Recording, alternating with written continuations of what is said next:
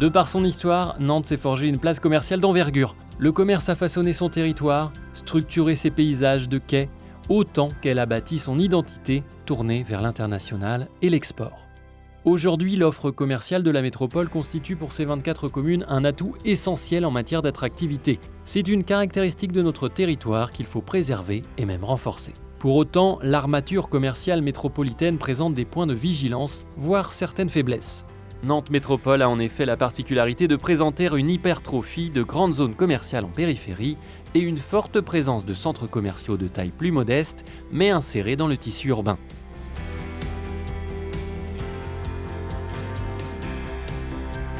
Cette offre commerciale particulière et conséquente fragilise le commerce de proximité des bourgs, des centres-villes et des centres de quartier.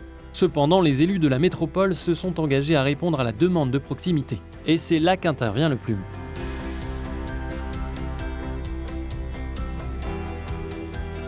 Le Plume porte le projet d'urbanisme des 24 communes de la métropole à horizon 2030. Il soutient en particulier la politique de maîtrise du développement des polarités commerciales majeures et intermédiaires dans la continuité des décisions prises dès 2009 par le Conseil métropolitain.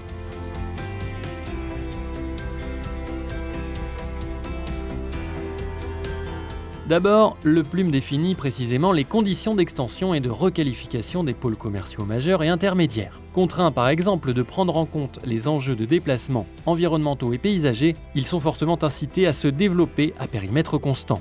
Dans le même temps, le Plume généralise les dispositifs de protection du commerce de proximité déjà mis en œuvre dans les PLU depuis 2007.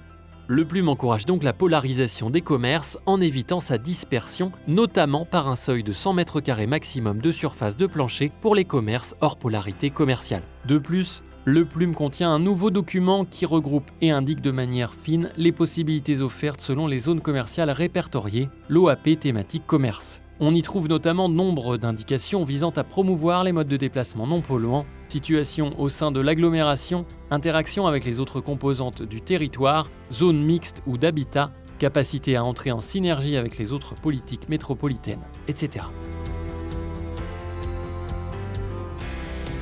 L'ensemble de ces dispositifs contribue à faire de la métropole un territoire à la fois dynamique sur le plan commercial et respectueux des attentes des habitants, quel que soit leur lieu de vie.